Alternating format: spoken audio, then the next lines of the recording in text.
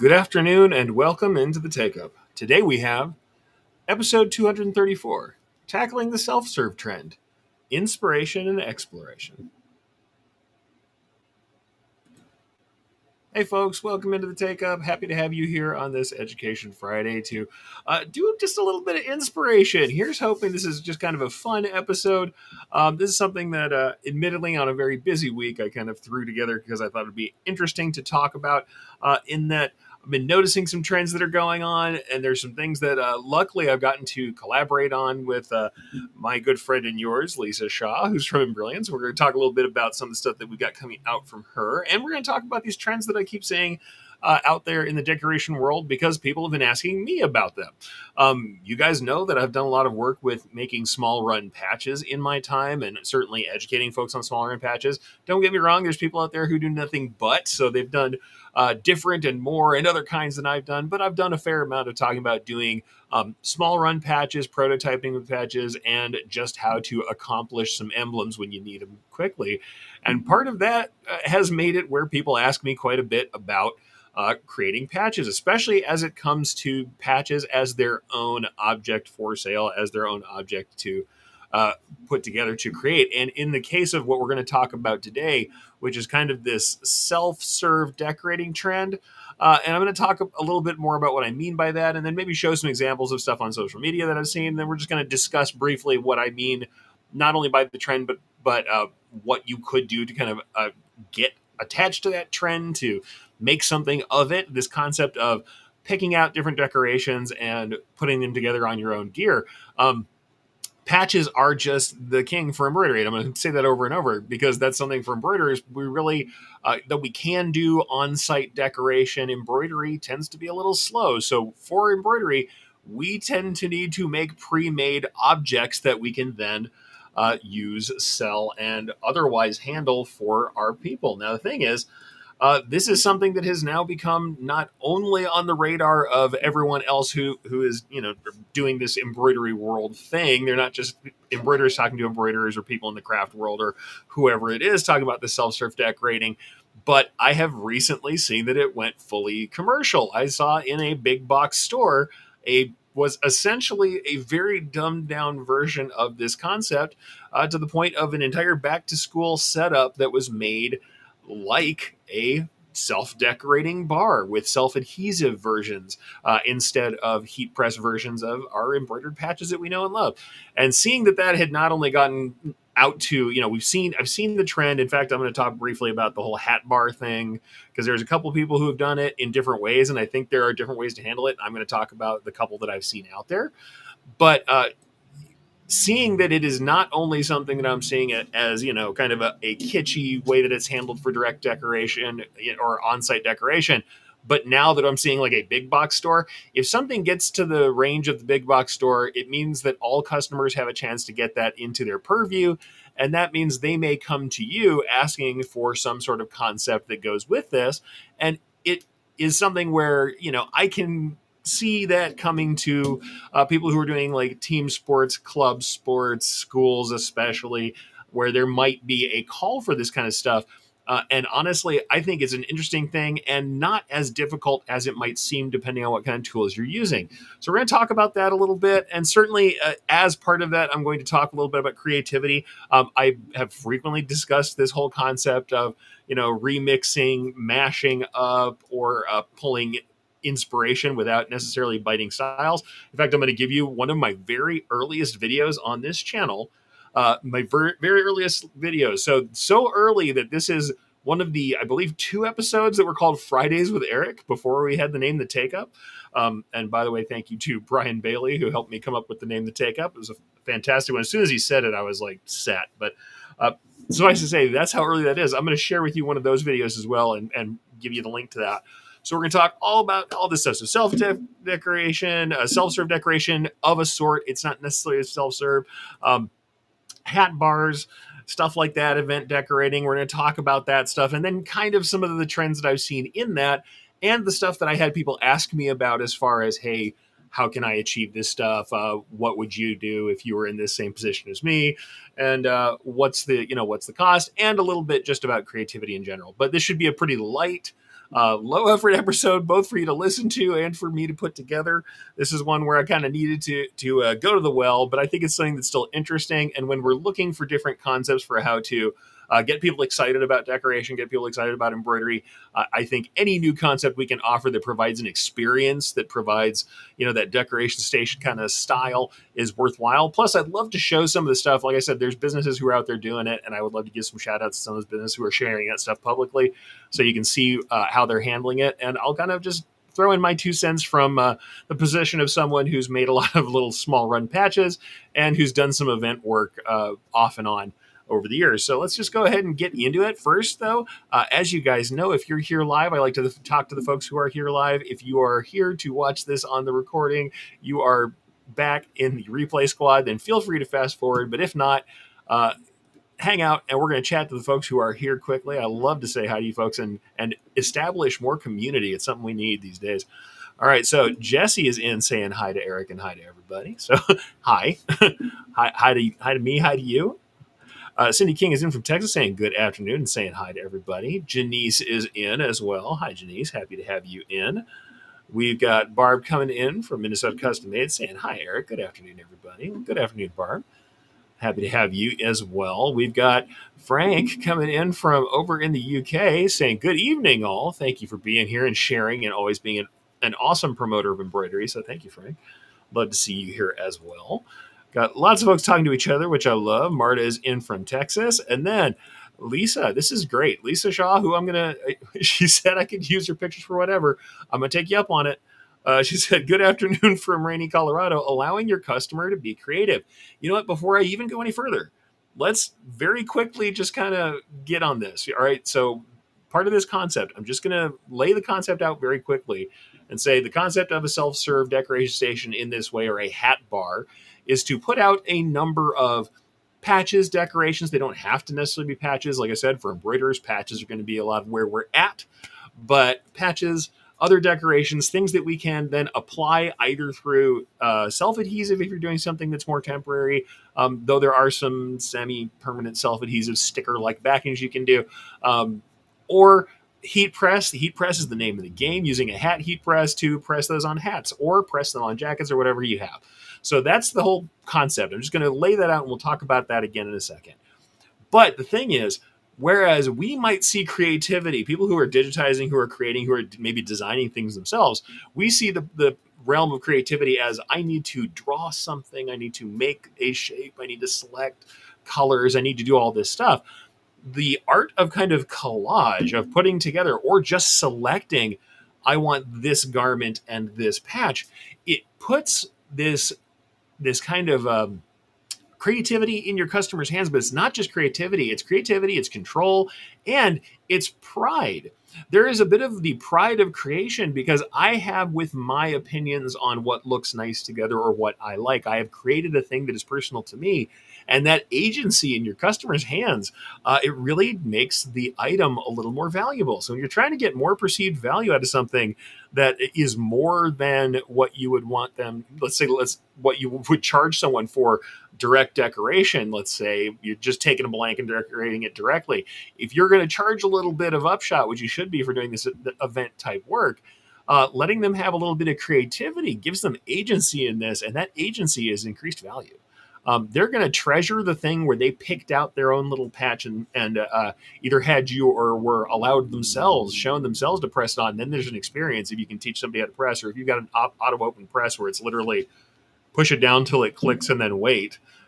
If you have an auto open, auto eject press, then you can really let a customer do it if you want to. I mean, if you want to risk it, I don't know. Insurance being what it is, that's up to you.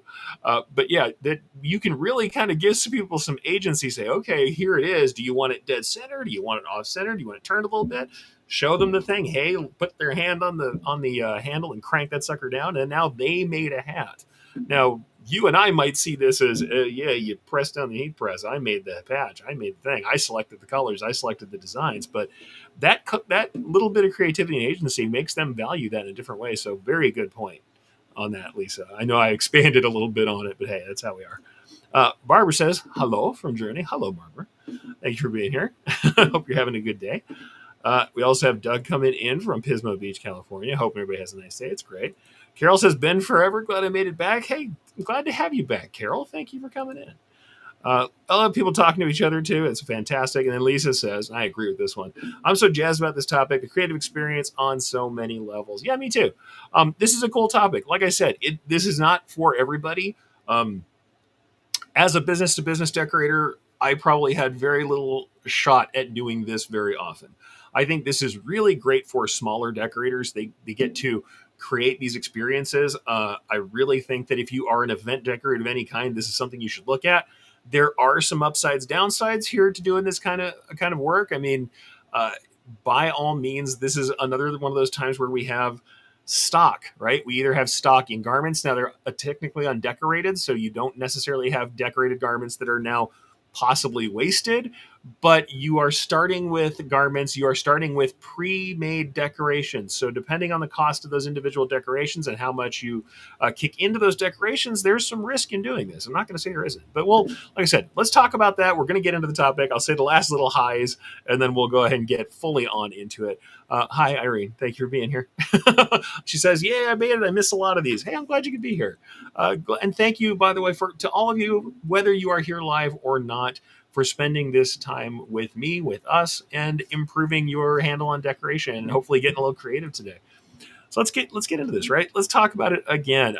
So this is self-decorating in a nutshell, but I'm going to talk about it in the self-serve decorating in the kind of framework of the hat bar concept, the event decorating concept, and then we're just going to do a little bit of a review. We'll talk about a couple different things there, and then talk about creativity. But I think that self-serve decorating in this case is going to be quite a bit about patches. And I will get into that a little bit more. It's not going to be a technical patch class here going on, but we are going to talk about patches. I'm going to show you some fun stuff. And I put together a very stupid small contact sheet of something myself. So I'll also show you a goofy little creative example of my own at the end of this. And hopefully this should be fun. I wanted today to be just a fun little exploration of maybe how you might put one of these things together.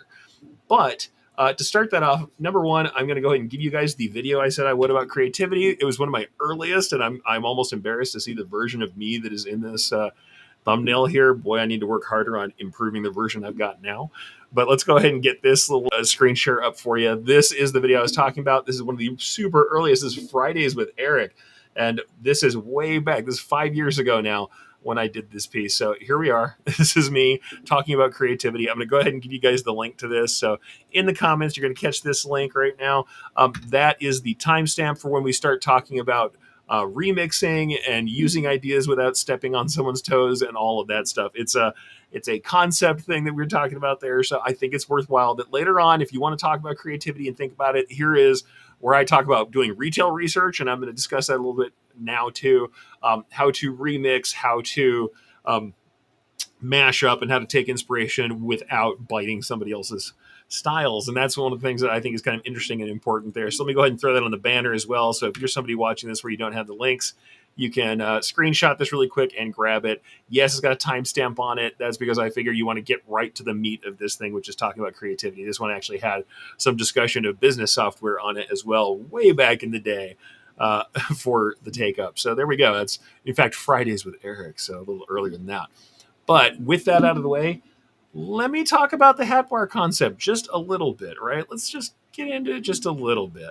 I think it's worthwhile just to kind of look at some things. I went ahead and just did a search. Now, there's some other goofy stuff and ads that'll pop up. It's just a search for hat bar with Facebook because, for one thing, I get to show you something. A friend of mine, Rocking My Sojo, is her website, her store, and she's been talking about her hat bars. And I think that this is one of the two methods I've seen. I just wanted to go and share.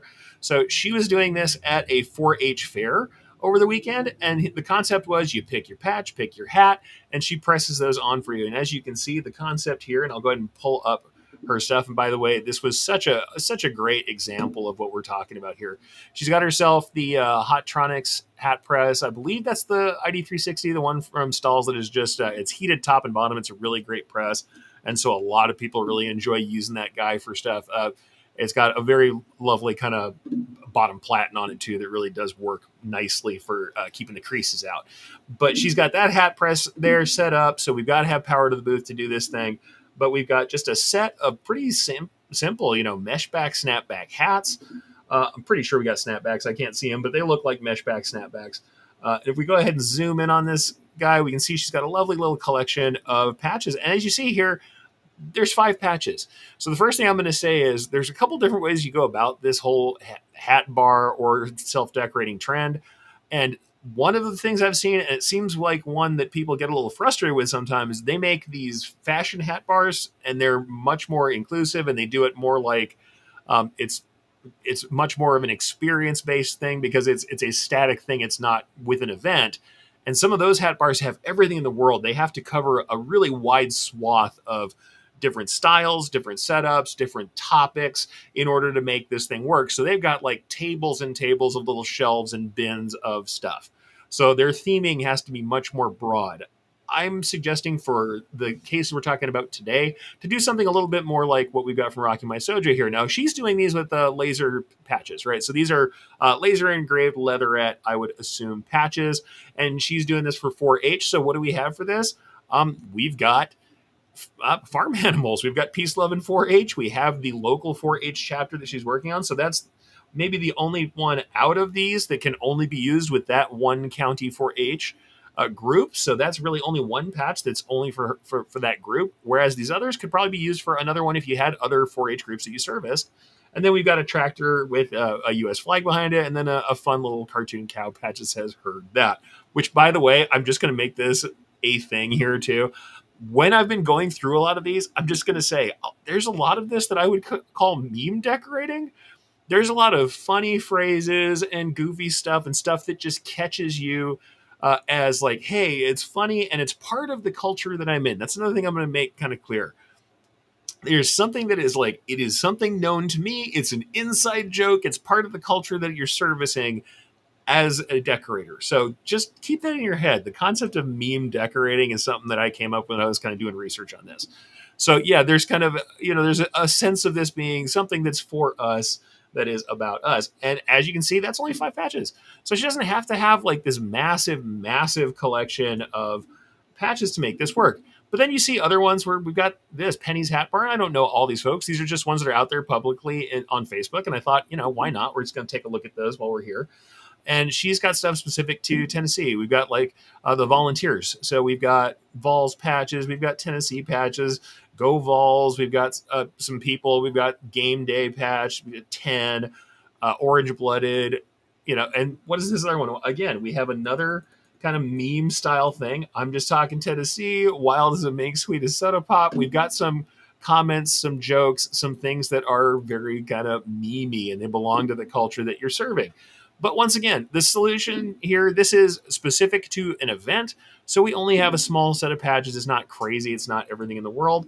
But they're all set up and they're set up for doing the hat bar thing. And like I said, there's other people doing the hat bar concept with more or less selection, depending on what we're talking about. And rather than just go crazy, I'm not going to go look through all of these, but it is interesting to see these hat bar concepts and just say, I do see lots of people who are doing these with laser and print. I think because it is just less output than doing embroidered stuff. And I know that a lot of folks who are in the laser world try and do the embroidered stuff and kind of get a little frustrated with it. But then we have people who have like much more involved hat bars.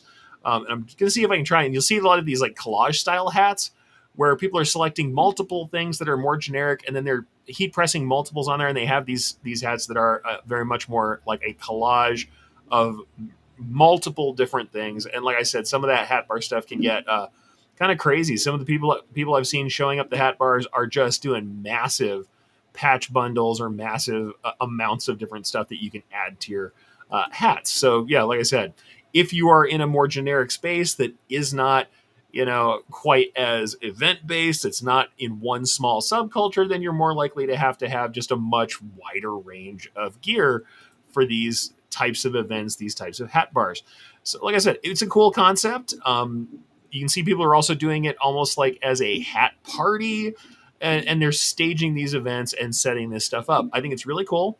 It's just an interesting concept, and I thought it was something where we could kind of talk about these different ideas of how it was handled.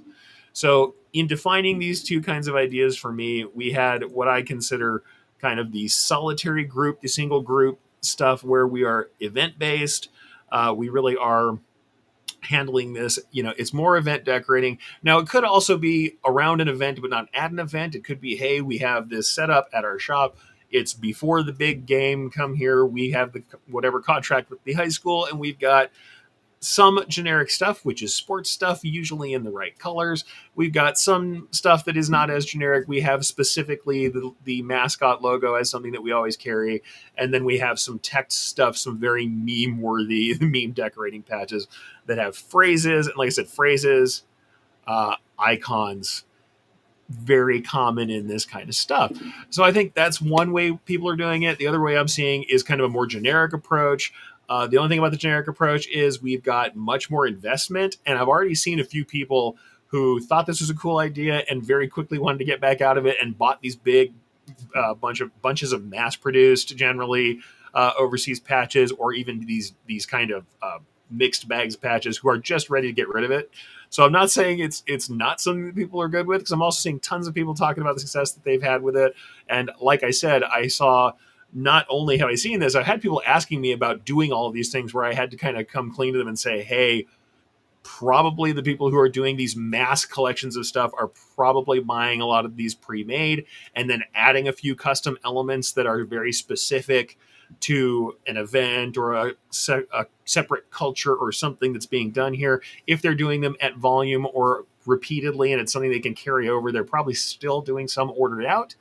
But I still think you could do something like this on with small run patches at a smaller scale. Or the other thing I think would be very interesting in this kind of setup would be to have people pre-order very specific patches for an event and then have the rest of the other stuff around it if you were going to do the collage style. And that's the other two kind of stylistic changes we had here. We had either, hey, select your garment, select the garment, select your decoration, and we put those together and it's one in one. Or we had that collage style setup where they were just kind of putting things together and putting multiple patches on one hat to make kind of this big statement piece that has all the different decorations. So those are two kind of ways we go about that too. And I thought these are just interesting ways to see decoration kind of carry out into a space that is more retail but could still have those custom kind of elements to it, right? And as I've been talking with people about this, they've been asking me about the kind of backings or stabilizers they would use, and also about adhesives. In fact, some of those pictures you saw were from the Lone Star Adhesive Group, and Lone Star is a brand of adhesive people really like. I mean, I've used stuff from Madeira, I've used stuff from multiple companies. Honestly, they're not particularly all that different. The various thermoplastic adhesives that you heat press on. However, lots of people really love the Lone Star, and they have a claim of being very hard to peel off, impossible to peel off. So lots of people have been really going into using their stuff as well. I don't actually have a dog in that hunt, if you will. So in any case, you're going to find lots of people talking about that kind of implementation there, because mostly you're seeing people using heat press for this. So once again, another thing you probably need to do this is a heat press that you can take mobile.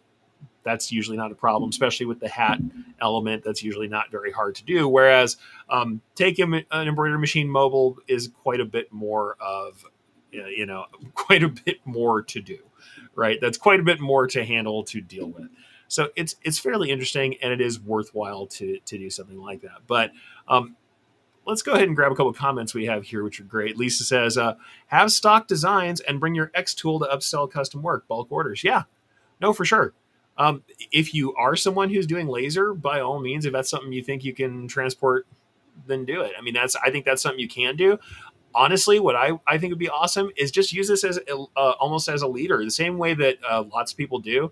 In fact, the thing I keep seeing from people is there are people who are doing these events, and though they enjoy the event, the ones that aren't charging for the event, like they're not putting the event in a location as part of this thing where there's a fee for the event. There are people who are there that are like, yeah, I go to this show every year. I do something like this. It's break even for me, but it's the most foot traffic I'm going to see in a year. Should I keep doing it? Should I not keep doing it? I see that as definitely a possibility to bring this into more of the mass orders and say, hey, we do custom stuff. I would say if you're doing something like this, you would be incredibly remiss not to advertise your real I'm putting real in quotes because that's us being, that's even me. That's me showing my bias. Your real decorations. See, that's not cool. But to advertise your direct embroidery business or even the possibility of making custom patches or whatever. Yeah. So like I said, it is, it's something where I think the upselling of custom work is certainly there. I don't know if we want to do it on site or not. Depends on how your event goes. I think most people, even when they do on site work, embroidery or laser or print or whatever, they have a tendency then to take further orders that they're going to fulfill later down the road, and that's perfectly fine. That's a viable way to do this. Cindy says, I was confused on the term hat bar. Now I get it like a taco bar. Yeah, very much, very much. This is like a salad bar or taco bar or whatever. It's put on what you like. However, I think that, like I said, it can mean a couple different things. It can mean a one-to-one, here's your decoration, here's your garment, or it can mean we're going to have a garment and then put several little decorations on there. And depending on which one of those you do, you kind of do have some more or less exposure, though I am going to say that the mass-produced, mass-market stuff that is, you know, the little sports balls we were seeing tons of, the awareness ribbons, the flags, that kind of stuff can be generic and can be bought pre-made from companies. And even the custom stuff, as we know, minimums have gone down, prices have gone down for having these done overseas. So if you're doing a ton of them, if you're doing enough to make sense of it, you totally could have, made enough of these so that we've got those done as a mass order, and then maybe you add some custom stuff to the mix that is specific. So I think that's the other thing to think about as far as this concept is going from the generic to the specific. So we're working from the generic to the specific as far as we can have these generic elements, and that's going to be a little cheaper to get a hold of, and maybe you can reuse some of that stuff, but we capture people and provide the most value when we move to the specific. And we have some things that are specific, not only in the fact that we might have colors that are related specifically to that event, that team, what have you, but we have phrases that are memeable, that are part of their world, that are cultural to them. So once again, I know it's weird, but this concept of meme decoration or meme decorating. And then we also have specific pieces that are maybe the logo, the mascot, and we get our permissions in a row to do that stuff. Now, are a bunch of these like, is it just on the high seas and getting where you can get it? Absolutely. I saw some stuff from Tennessee, and I think that maybe some of that stuff might not be entirely on the legal side of this thing, and you'd have to really question yourself as to how far you want to go there. But I think if you're doing an event and you're doing it for a school, you're doing it with a customer you've worked with, it's certainly well within the realm of possibility not to have to make this thing a massive, legal inquisition. And it can be, hey, is this a kind of event you would want to do? This is what I would like to do it for. And also the other concept here that's floating around that's interesting is not just one-to-one decorating, or do I do a collage style thing, or do I do a generic thing?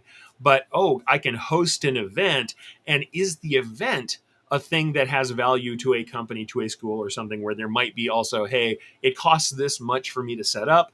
I'll come in at that point and then sell this gear, and with this cost of bringing me in, maybe there's coupons or a consideration or a fundraising option there too. So any of this could be mixed together with some of the traditional ways that we decorate for schools and clubs, and say, hey, we could do this with an agreement of fundraising and with a rider that gives me a certain amount of money to just show up, or something to cover some of the costs that go in. So this is really something that could be modified to your needs. I just think it's an interesting thought. And like I said, it also allows for other kinds of self-serve decorating. The other thing that can be done here now, I would not necessarily recommend doing this on the fly at any time. We've talked a lot about the concept of sourcing. I know, as somebody who is both way too big and way too tall, certainly a little bit too big is the worst problem I've got. But I can't always walk up to an event and grab something. Hats are great because we have an item that generally is going to fit on everybody's head. But I'm going to tell you for sure, if I walk up to grab a shirt, I may have a worse time than most. The thing is, allowing people to then also just purchase these patches, and especially if you can come up with the concept of application, either if they're going to handle application or if you can put together home applications. Because yes, a heat press is ideal for a lot of these things, but many of these thermoplastic adhesives can be done with a home iron or with other ways, or if you are willing to and understand the materials that someone brings to you, you're willing to decorate on their garments. It also allows for you to decorate garments that other people might not otherwise have a chance to. And this is an option. I know we talked about pretty recently that we've seen people not wanting to do this brand fill anymore, and they want to do a patch concept, both to reuse garments that have existing decorations, or because they don't want to purchase these garments that are going away every 2 seconds that are fast fashion. You could offer this technically as a self-serve decoration option, either for them to take patches home or for you to do decoration on apparel that they bring. Now, that always comes with the concept of having to tell people that you could ruin stuff, of, initialing off on a waiver here, or saying, hey, yes, I get it, that if I bring my own garment, you press it, that it is what it is. I will say the other problem with that kind of concept is that people will bring garments that are not ready to be decorated. I cannot tell you the state some of the garments that I've had customer supplied brought in, where at times I had to just say, hey, I won't require my people to handle this. Like, I'm not going to let them take this out of the bag. I can smell it from here. Or it's covered in so much dirt and or pet hair that I won't put it on my machine. Those things can happen. So, at your own risk to do that kind of stuff. But I've seen people saying, hey, what about options for people who want to do, thrifted clothes, or, retread existing pieces or something like that? This is an option for that. Or at the very least, the cool thing would be able to say, hey, you don't like any of the stuff we have here, but I can still hand you the patch. And depending on what you have as far as packaging, you can even package on site, throw them in a little, a small cellophane slip envelope style closure, run that off to them, staple on a card, business card, something else like that, hand that off, sell the patch by itself as an item at a higher price, and have that go out the door as a self-serve decorating option. So this does open up some interesting questions and does have some options for that. So I think it's a worthwhile thing. But yeah, like I said, it's something to work on. It's something to think about. We have one more comment from Lisa before I go any further with the kind of rest of this where I was going. Like I said, this should be a pretty short episode today. We'll get back into the technical stuff like last week, into some cool artistic and digitizing stuff soon. But for today, this will be kind of a short one. Let's get the comment from Lisa real quick. She said, I've seen some quilt shops using the press a meme DTF to a kitchen towel as a hook for getting customers in the door for shop hops. Yeah, no, for sure. This is also something that you can use kind of as a loss leader. I mean, as I think about this whole concept, I really do feel like there is room for this to be used as promotion. There's room for this to be used to solve other problems. Can it also be a end to itself or a way to generate sales? Absolutely. Does it have some risk in it? Of course it does. I mean, you're still talking about setting up, and if you're at an event, there could be event fees, there could be power line fees, and you also have to have whatever labor it takes to get that done, and you have to be present for the event, and there's all the risks that entails. That's all there. Plus, there is carrying stock. Now, in the case of these hat bars I showed you, hats remain undecorated until someone buys. So that's awesome. That means that those blanks don't necessarily go anywhere. You probably do have to have color ranges that people are willing to buy, and especially if you're in a team sports situation, you're going to be definitely getting things with team colors. And you do have to have pre-decorated patches. All those patches that are there, like I said, I've seen multiple posts of people saying, hey, anybody in this region want to buy a big whack of patches for these people? Plus, if you make it for a specific event, let's say you throw a year on that event. Let's say you throw a specific style or the name of the event, and it changes every year. Something that we see like in the balloon fiestas back in Albuquerque. You're going to be holding on to that. Now, those become collectible, and you can sell those later because of the culture that's come around that. But you do then have pieces that may or may not be used. So there is some exposure for that one. But it is kind of cool. I think that it is, though, to my mind, there are more people than want to admit that this is kind of a loss leader. And a loss leader means you are losing money into it. It's probably more breaking even, and it's more marketing. You should stick it under your marketing budget in your line items and see how that works as far as kind of justifying it yourself. In fact, Doug has this. He says kind of the same thing. A lot of people do the hat bars at events, hope to break even at least, but make lots of connections to sell large orders for B2B. Yeah, I think that's true. We all know, especially if you're in kind of a medium decoration shop, kind of like what I used to work at, that the bread and butter orders are going to be that kind of order. That's the one that's going to have a higher margin for you. but these are still interesting ways to get decoration out there. So let me share a couple more things, just for the heck of it. Let's go ahead and share where I saw the big box store stuff that kind of brought that back in, and then also something coming up from Brilliance and a fun little concept I did. And like I said, we're going to make this a pretty short episode today. Keep it a little tighter, and then leave ourselves some room for next week, because I think we're going to have a. In fact, the plan is to have a much more technical episode next week, some digitizing and application stuff going on. But we shall see. I am going to let you guys know on a private note. If you guys don't know, I had a very large move cross country. Part of that finishing up is me selling my home, and we're getting painfully close to closing. It's meant that I've had a lot of my personal time that I used to do things like prepare the show, get impinged a little bit this week, and hopefully we will be getting closer and closer to that being finished here soon. We're crossing our fingers. We're sending our last documents away, and hopefully that'll be done. So I'm hoping that I will be a little faster on promoting stuff and being able to finally get into the lab and do the stuff I wanted to do after the big move very soon. I know it's been a little while, but we're going to get there. But let's go ahead and show you a couple more things. Like I said, the big box store, the thing that kind of got me inspired to say, wow, I see this coming down the pipe. Because once something is in the big box stores, then everyone has had their consciousness exposed to it. And here is where that came in, right? So this was in the back of a rural Target. So this is everywhere. What did they do for back to school this year? Number one, even up into and including their signage, faux patches. So check that out. If you guys remember me teach you guys how to use brushes and stuff to create faux embroidered surfaces from your art, well, somebody certainly listened over at the Target group. Now, probably not to my show. I think I'm probably self-aggrandizing a bit here. I will say they didn't quite capture the way that embroidered lettering works, but closer than most, right? So that's what they had up at their back to school stuff. This Welcome Star Students thing was there, and this was kind of the bar. Now, I'll just show you some of it. You'll see up here, that's So You. So the concept of these collage patchworks is certainly there. And you'll see, check that out. Real standard faux kind of marrow edge on that sucker. And we had this concept of, patches and embroidery and collage and personalization sold at large. And you can see the concept here too. The top of this little bar they made. So the big box version of this thing is to make it look like a zipper pouch. So what's another thing that we're going to talk about here?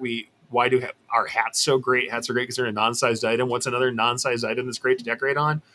Zipper pouches, backpacks, bags, coolers, whatever can go under the heat press without damage. Those are all things that you can use too, right? So that was their concept for it. And what do they have? They have some generic patches. Now, you'll say, oh, they're generic patches, whatever. That's not all that interesting. But what I like to show you here is that if this is the kind of stuff that people are excited about, well, boy, this is right up our alley. These are the things that we make. In fact, I've got patches in Patch Artist that we released years, of course, before this that are very similar to some of the stuff that I'm seeing here. And Lisa made some cool versions of her own of stuff that's customizable for our markets. So you can see what we've got here. We've got some lemons and cherries and fruits and some shapes. I mean, this just literally says keep going in a circle with a fully filled circle patch. By the way, as I was there, my wife, great lover of cats, could not help herself. And this little patch with the tiger and the star eyes came home with us. Despite the fact that I can make whatever embroidery we need to, that was apparently definitely going to come home. So that was cool. And that one lives here. And the other fun things you're going to see here, they've got some kind of micro chenille. So it's a real short, low pile chenille. Patches are also here. So they've got some textures, some options, some cool stuff. And the other thing I noticed that was there, aside from just these various patches, and I'll go ahead and just pop up, here's that our friend the tiger again, who I believe is actually 40 weight. A lot of these, sometimes you'll see them really finely done with 60 weight thread, where the whole patch is done with 60 and they look very crisp. They're very nice. But a lot of these, it's just like very simple. You could go directly into our patch artist library and grab a ripple edge seal like this and knock this thing out with our fonts in a half second with a stock design. And in fact, one of the other things we're seeing is stuff like this, contour text. How long have I been showing folks how to do contour text? Now, the other thing to notice on these are not super perfect cut. They have big edges on them. They are done in such a way with heat cutting or laser, I would wager, so that they are sealed at the edge so they won't fray. But I'm looking at these and saying how people are getting so hard on themselves for their edges and for other options. These are just cut outside. They're straight cut outside. If you used hot knife, I'm sure you are equally in this range. But yeah, they had all of these kind of cool things that are well within the possibility for us to do. And like I said, contour patches. And so Lisa did a couple of versions of her own that are very similar to these. And you can see here's a couple of cool ones that Lisa put together. And I just love these patches that she did, by the way. So Lisa, if you're feeling buttered up, if your ears are burning, it's my fault. I'm the one who's been talking about your patches. I just thought, look at, she's used some of the fonts that we have. Candace up here on the Take It Easy patch is one that's in Patch Artist. We've got the MVP font here. We've got, I know up here is a Barrel. So we've got that. That's Ace Barrel that comes with Essentials. We've got Roman up here in the Love patch. And all of the borders here are provided with Patch Artist or were drawn manually in Stitch Artist 3. And she's got some just awesome little patches. And I thought, boy, the other thing was, I cannot tell you how much I love the metallic borders. She went on the edge and did metallic borders, and I really enjoyed them. So some of the metallic borders are just like super attractive. And she's got, I think this is actually a video too. I just love the little metallic borders these were done with. And I'm like, all you have to do this, and this is not discounting Lisa's work because it was her eye and her attitude and her charm that put this together, but they're really not super, super hard to do in Patch Artist. You can also do them. Hey, you've got Wilcom, you've got any of the other softwares. You've got Tajima, so Pulse software, but Tajima software, you've got any of the others. If they have a contour where you can grab an object and put a contour on it, you can probably do something similar. I'm going to do it in Patch Artist because that's the software that we use. You know, it's our software, so I'm going to show Patch Artist options. But yeah, all these patches were just kind of, they're cool. You know, they're cool. They're easy. They're not crazy difficult. And let me tell you what, as you can see how messed up that area was, I was there for a very short period of time picking up some regular items in the back that had nothing to do with the school stuff.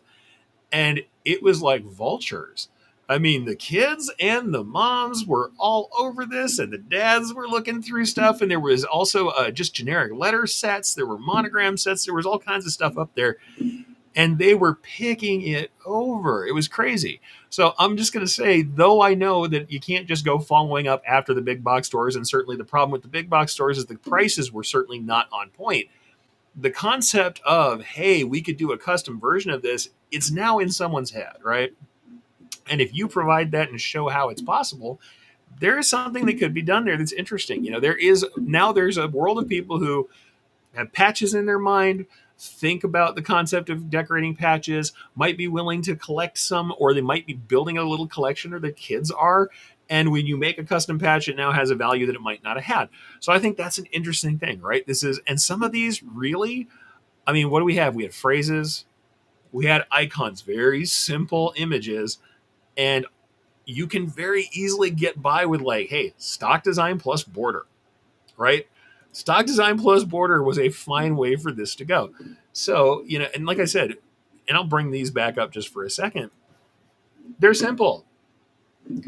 2-color or 3-color flames, a little pennant, you know, and they had, of course, the micro chenille letters were there. But all these are very simple to set up.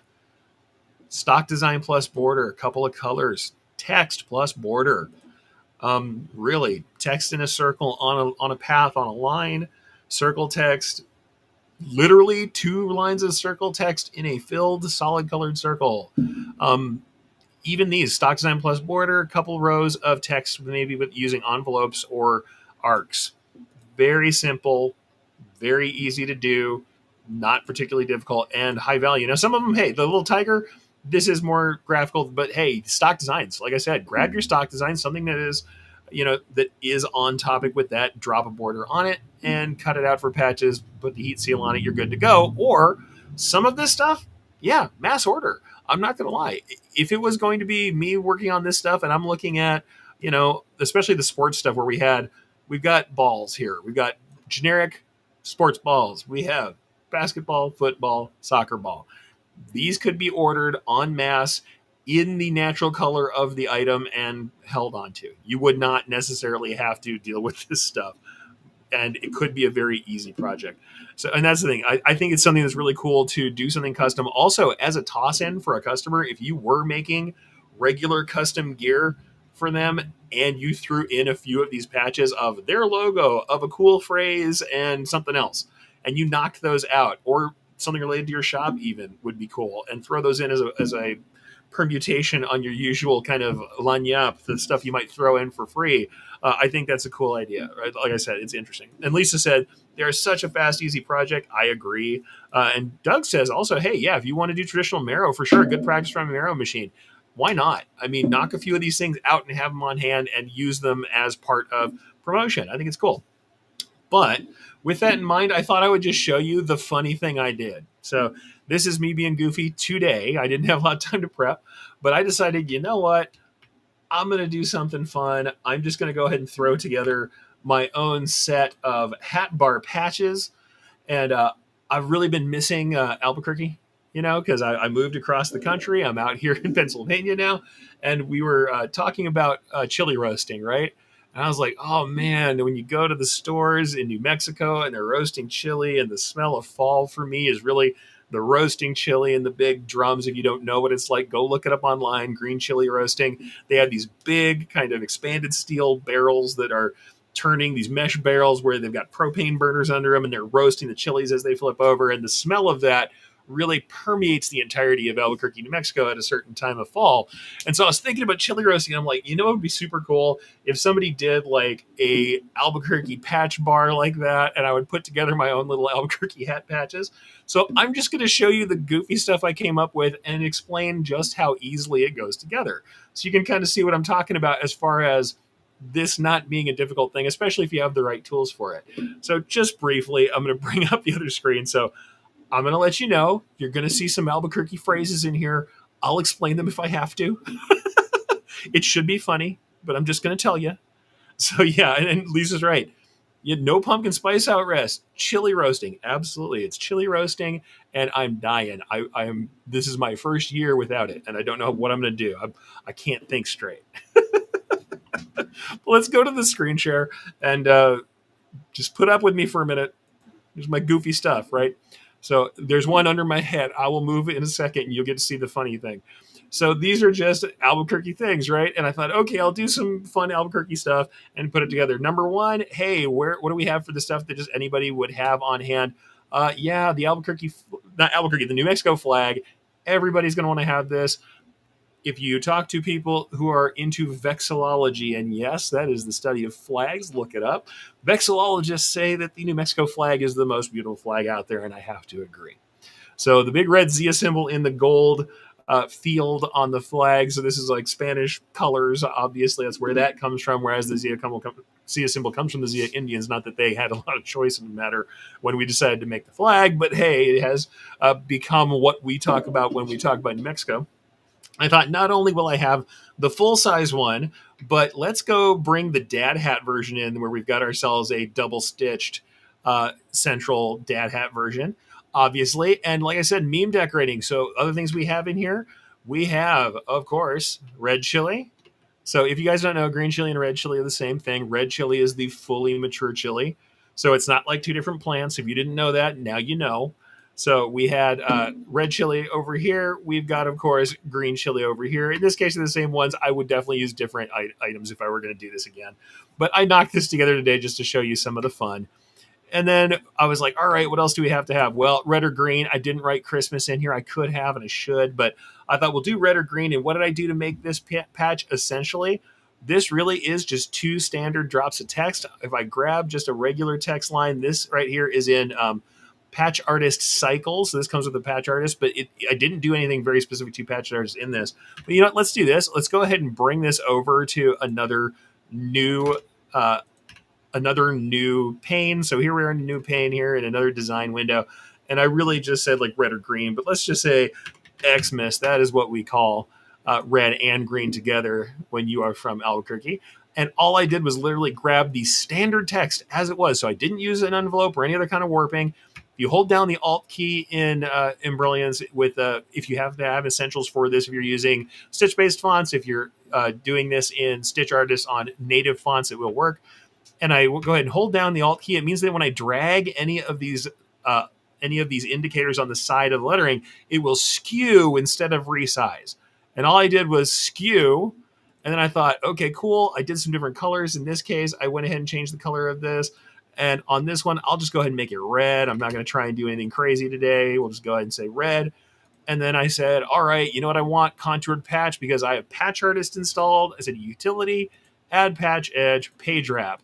Bam, that's it. That's the end. I can now, if I want to, can add the background in. In these cases, I intended to do these with open twill, so I didn't add a stitch-based one, but you can totally change the color like this. If you have this color in here, let's say that we wanted this to be in some kind of white or cream.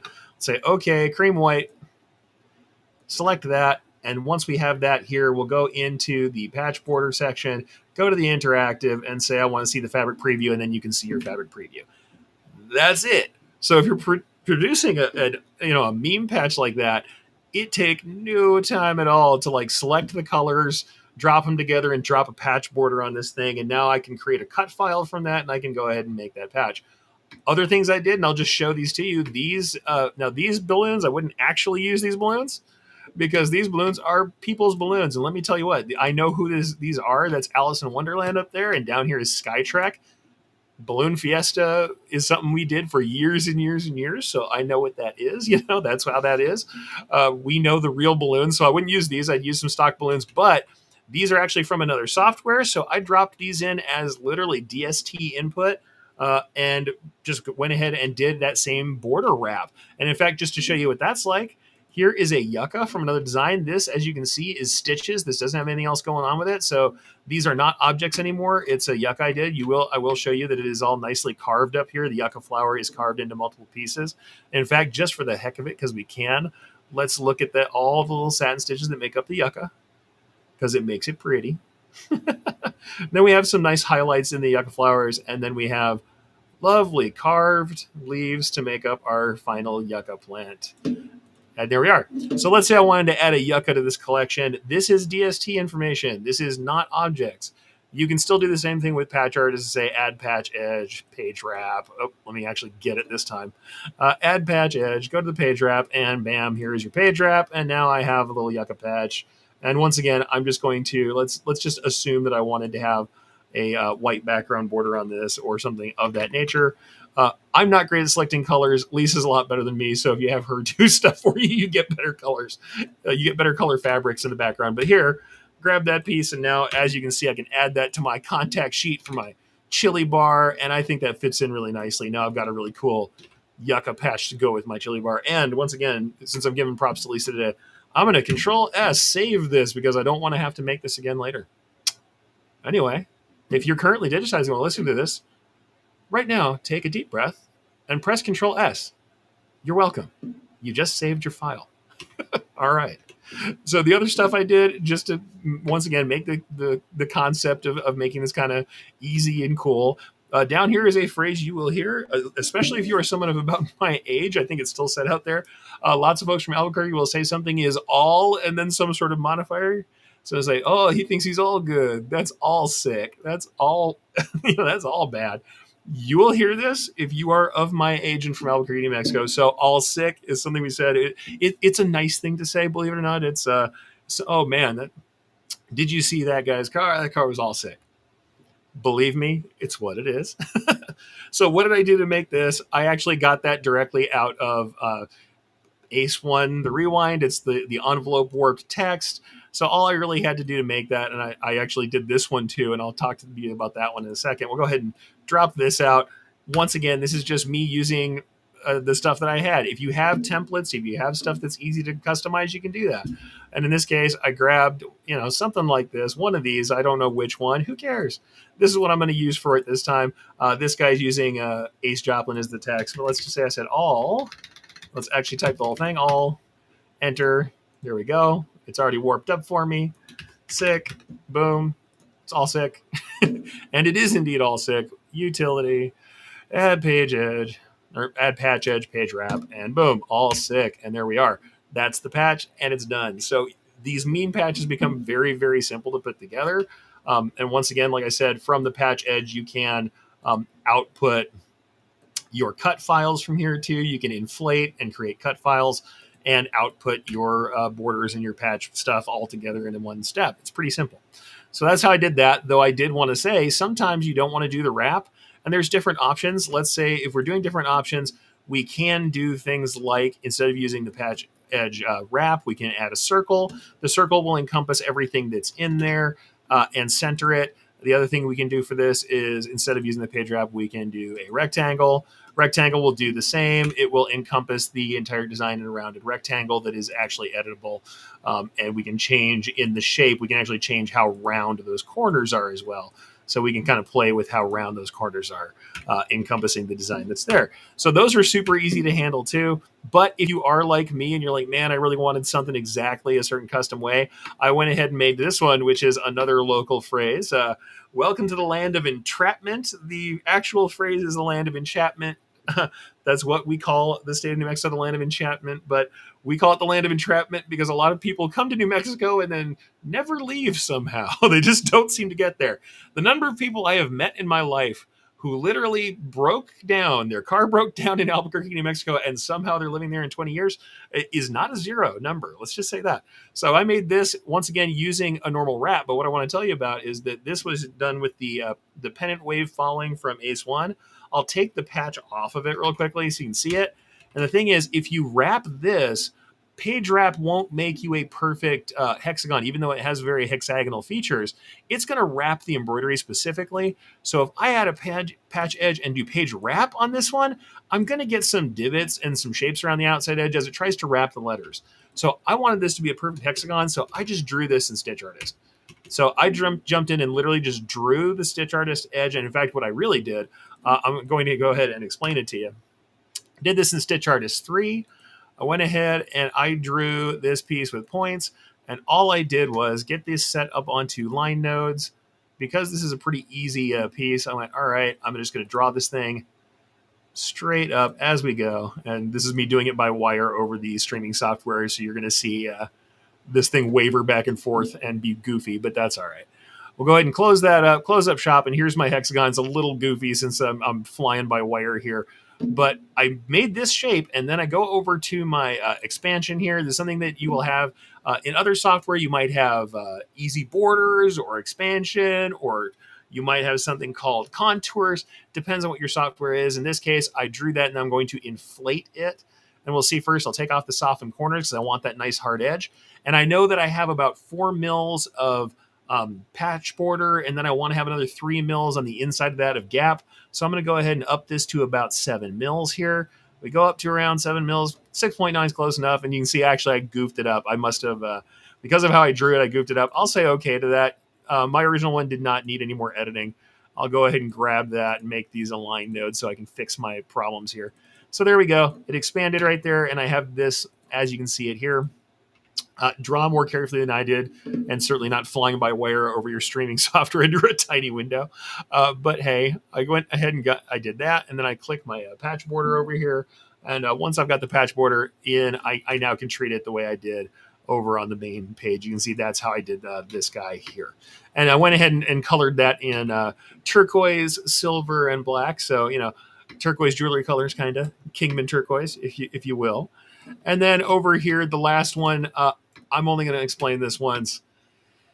You just have to be from where I'm from to know what this is. Yes, that says pee-pee hearted. Don't ask me to explain it twice. We're very passionate people. And when someone gets upset over something, or what you might hear in any other part of the world called butt hurt, and yes, that is an internet term and meme decoration. So I'm just going to go ahead and pop that back up again so that I don't get in trouble for being goofy. Yeah, this is meme decorating. My wife and I say the words to each other more often than you would like to know. We call somebody or each other or someone else in our life pee-pee hearted, because that is a very kind of slang New Mexico way to say you're hung up on something or you are butthurt. And in fact, what you will hear pretty frequently is somebody tell you, don't get all pee-pee hearted about it. Because we are both passionate people who get upset about things, and we tend to give people the business over being too engaged or upset about stuff. So just because your car is all sick and someone else doesn't like it, you don't need to get all pee-pee hearted about it. Just trust me, it's true. All right, I think that is probably enough of my tour through goofy New Mexico patches. But now you can go away, if nothing else. If you got nothing technically over this, if you felt like I was spending too much time on Patch Artist, hey, I love patch artists, so I'm going to do that again. Don't you worry. But if you think that you didn't get anything else out of it, here's what I'm hoping you got out of it: both some creative ideas, and maybe, just maybe, if somebody at work really acts up and they're getting, a little hung up on something, you can say to yourself, man, he's all pee-pee hearted. And then I will know that I've spread just a little bit of New Mexico culture to you. Whether I should have or not, probably not. Probably not. I shouldn't have let that one out. But hey, I couldn't help it today. When I was making those patches and I realized that I had the lovely heart shapes from Ace One, I was like, oh man, I got a heart shape and I'm going to show my wife this thing later. There is no way that I'm not going to make that joke. But the funny thing is, it kind of makes my point for me. The goofy thing about it is, meme decorating gets to me. Here I am, somebody who has as many patches as they want. I can make whatever I want whenever I want. And what did I think to make? I thought, oh, here's this thing that only my wife and I know. We're both out here in Pennsylvania and we have this cultural connection. I'm going to make this goofy thing that she would like, that she would think is funny. And that is more valuable to me than something else that's probably more difficult, costs more, and has more effort put into it in general. It's like not only more difficult to put together technically, but has more creative effort in it. Whereas dropping the words PBR on a patch, which I'm going to try not to say again before I finish up here, to me is hilarious. To her would be fairly funny, though she'll be shaking her head and wondering why I was so goofy with y'all. It is funny because it's cultural, it is personal, and that gives us a higher sense of value. So let's kind of tie this all up here, right? So what's good about self-serve decorating? Number one, this is some way that we can do event decoration without having to haul embroidery equipment. Can you? Yes. If you don't want to, this might be a way for you to grab a much less expensive piece of equipment that travels a lot better in the back of your car. A hat heat press. Grab, a few dozen hats, which really doesn't take up much more room than the back of your trunk, and run out some patches. Now, don't get me wrong; the patches are an investment. They are pre-decorated. You're going to lose them if you don't use them, and that's fine. What I would say is, make sure you have a concept of where they're going to go when they don't sell.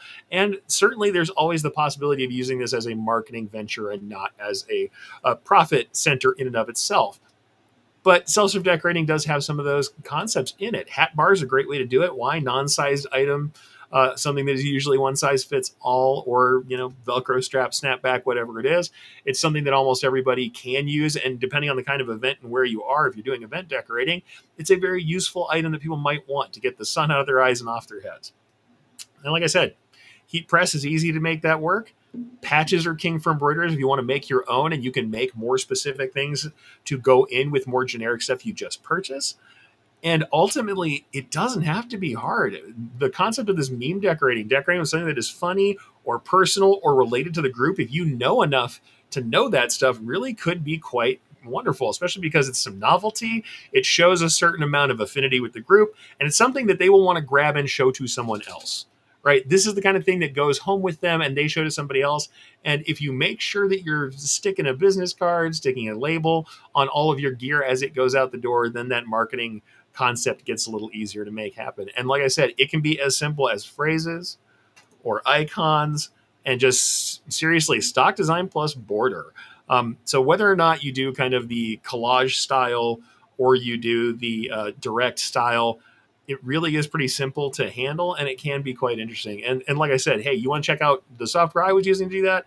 Go to embrilliance.com, check out Patch Artist. Obviously, that's what I was doing in, but any software can be used that has the ability to draw an edge, honestly, because you can draw these all manually. If you want to do it really simply like I did, any sort of inflation, automatic offsets, or some sort of contour. Look for those different options, because the other thing you can do also is do that in your decorating or in your graphic software. Depending on your graphic software and what source art you're working from, you may be able to grab something, draw a real simple shape, and do an offset in your graphic software and then pull it in. It's more of a hassle. It's not the one-click solution like I showed you, but it can be done. And honestly, it's just about as easy for the internal process of it if you know what you're doing. If it's something that you don't know, then yeah, the price of something like Patch Artist is enough to make it worthwhile to you. I suggest getting it because it is real fast. Otherwise, yeah, you can make those, and some of them are perfect edged. Even some of the ones that I made myself, like the patches, the hat patches for flags, like the standard flags. I probably would do these, especially if I was cutting them, hand cutting them on twill. I might do those perfect edge because those really might not need. And what I mean by perfect edge is satin stitch, no additional border right up to the edge. I might cut them just like that and let them go, especially if I was cutting on twill and heat cutting so everything was nicely sealed, or laser cutting. I would think about just doing straight perfect edge and not necessarily doing a marrow edge. And in fact, even in the previews that I showed, I'll pop it back up. I really just didn't intend to add a secondary border, though you could very much throw a patch artist style border on this. You could do those, either that one or the little tiny guy that I did for the dad hat version could just be straight up stitched to the edge and then heat cut at the edge.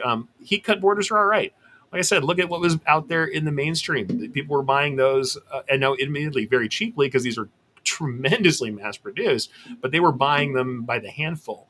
It is a concept that has some legs under it and something that could be an interesting way for you to market your business, if nothing else. All right, folks. So, with no more mentions of the words that must not be said, I'm going to go ahead and let that be it for this week. Hopefully, that was a little fun, a little inspirational. And if nothing else, I really hope that you got just a rest from your day and maybe some concepts, something that you might want to play with later. So, get out there this week. Think about where this might be applicable. I'd love to hear back from you in the comments if you have some ideas of where you would use this. And if nothing else, you've just got a little bit of playtime in your mind about options, about different possibilities, and where you might be able to do some different marketing, provide some services for people, and create an experience that people can really tie themselves into and tie their culture. And that's where that value really comes out. All right, folks, get out there, stitch something, and I can't wait to see you guys again next week.